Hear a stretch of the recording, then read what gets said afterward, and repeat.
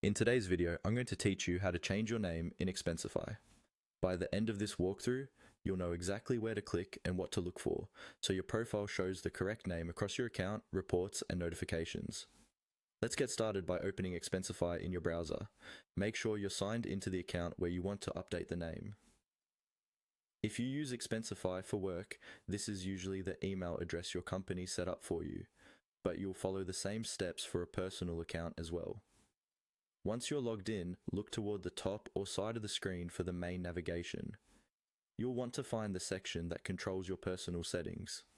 Here, locate and click on the option labeled Account or Accounts.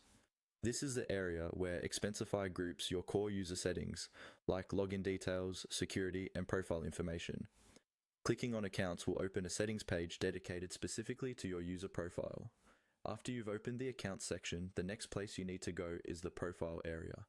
On this settings page, look for a tab or menu item called Profile. Go ahead and click on Profile. This is where Expensify stores the information that other people might see, such as your name and sometimes details used on your expense reports. Once you're in the Profile section, you should see fields for your personal information, including your first name and last name. Click into the name fields and type the updated name exactly how you want it to appear.